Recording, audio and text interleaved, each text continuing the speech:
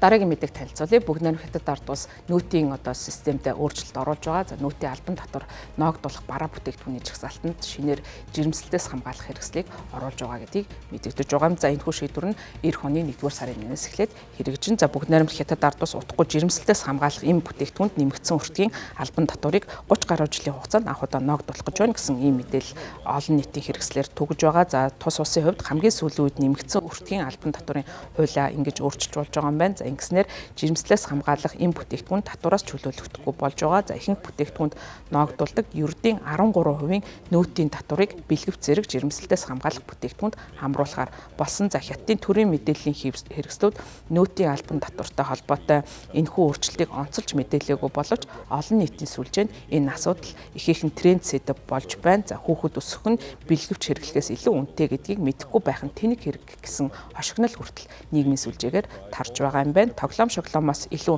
ноцтой нөлөөллийг жирэмслэлтээс хамгаалах хэрэгслийн өндөр баснаас хойш хүсээгүй жирэмсэлт бэлгийн замаар дамжих өвчин зэрэг нэмэгдэх хандлагатай эрүүл мэндийн мэрэгчлэнүүд мөн анхааруулж байгаа юм байна. За бүгд найрамдах Хятад ард улсын хувьд олон 10 жилийн туршид нэг хүүхэдтэй байх бодлогыг хэрэгжүүлж төрөлтийг хязгаарлаж байсан. Гэвч бол сүүлийн үед хүн амын тоо буурсантай холбоотойгоор жирэмслэлтийг дэмжих болсон. За ингэснээр жирэмслэлтээс хамгаалах бараа бүтээгдэхүүнүүдийг нөөтийн албан татвар ноогдуулах зэрэгээр өртгийг нь өндөр байлгах бодлого баримталж байгаа. За энэ нь бол хүн амаа өсгөх гэсэн засгийн газрын бодлоготой нийцэж байгаа юм. Эрх баригч коммунист нам нэг хүүхэд бодлогыг 1980-аас 2015 хүртэл хэрэгжүүлж байсан. Их хэмжээний торгуул болон бусад төрлийн ял шийтгэлийг хүмүүс ноогдуулж заримдаа албатан үр хөндүүлэх хүртлийг шаардаж байсан. Зарим тохиолдолд хязгаараас хэтэрч төрсэн хүүхдүүдийг үнэлэхний дугаараас нь хасах. За улмаар бол тэдгээр хүмүүсийг тухайн улсын иргэн биш байлгаж байсан ийм тохиолдлууд хүртэл гаргаж байсан. За ингээд засгийн газрын зүгээс 2015 он төрөлтийн хязгаарыг 2 хүүхэд болгох шийдвэрийг гаргасан. За хүн ам оргил үедээ хурж дараа нь буурч эхэлмэгц 2021 онд бол 3 хүүхдийг гаргахыг нь зөвшөөрсөн ийм шийдвэр гаргаж байсан.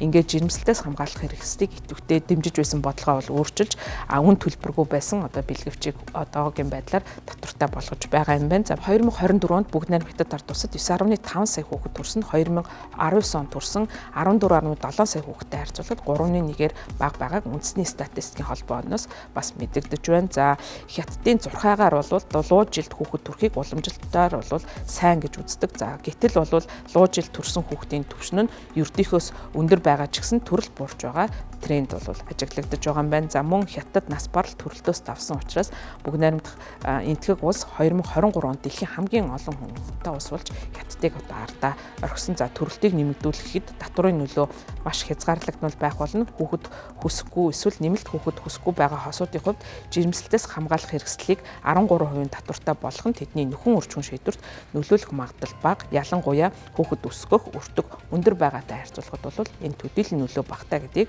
Америкийн нэгдсэн улсын Виржиниагийн их сургуулийн хүн ам зүйн судлалын бүлгийн захирал Лецен Цай мэдгдсэн байна. Гэсэн хэдий ч татвар ногдуулах нь зөвхөн лог утгатай гэж мэдэгдэж байгаа. За тэд өмнө нь бол хүн амыг хяндаг байсан бол одоо хүмүүсийг илүү олон хүүхэдтэй болохыг уриалж байна. Эдгээр бүтээгдэхүүнийг энгийн бараа бүтээгдэхүүн болох нь хэвийн байдалд шилжиж байгаа нэг хэрэг юм а гэдгийг судлаач онцолсон. За Америкийн нэгдсэн улсад төвтэй Медисний их сургуулийн ахлах эрдэмтэн Бүсэн энэхүү мэдээллийг мөн хэлсэн байна. Ихэнх орнуудын нэгэн адил Хятад жирэмслэлтээс хамгаалах хариуцлага нь ихэнхдээ эмэгтэйчүүдэд ноогддог байна. Билл энд Гейтс сангийн 2022 онд гаргасан судалгаанаас үзэхэд Хятадын хосуудын ердөө 9% нь бэлгэвч хэрэглэдэг, 44.2% нь ерөндөг, 30.5% нь эмэгтэйчүүдийн үр тогтоох чадваргүй болгох хэрэгсэл, 4.7% нь эрэгтэйчүүдийн үр тогтоох чадваргүй болгодог хэрэгслийг хэрэглэдэг гэж судалгаанд дурдсан. За үлдсэн хэсэг нь жирэмснээс хамгаалах юм болон бусад аргыг хэрэглэдэг байна. За Хятадын жилийн бэлгэвчний хэрэглээ ямар хэмжээтэй байгаа талаар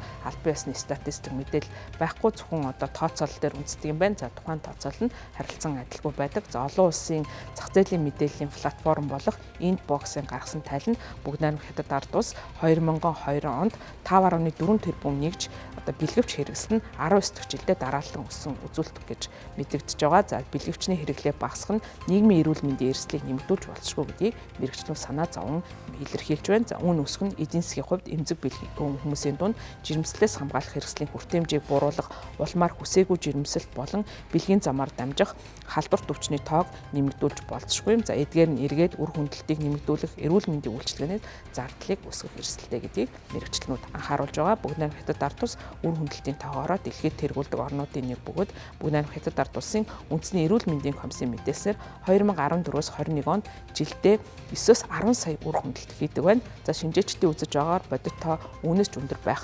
магадaltaй. Зарим нь далд байдлаар үйл ажиллагаа явуулдаг эмнэлгүүдэд очиж үр хөндөлт хийлгэдэг гэдгийг онцолж байгаа. Бүгд найрамдах Хятад ард улс 2022 оноос хойш үр хөндөлтийн статистик мэдээллийг олон нийтэд нээлттэй зарлахгүй болсон байна. Тус улсын хувьд ковид цар тахлын үед бэлгийн замын халдварт өвчин буурсан ч гэсэн тохиолдлын тоо нэмэгдэж байгаа бөгөөд 2024 онд 100 мянга гаруй заг хүтэн 670 мянга гаруй тэмбүү өвчнөд хүн бүртгэгдсэн гэдгийг үндэсний өвчин судлалын хяналт урьдчилан сэргийлэх газрын мэдээлэл дурдсан байнамаа.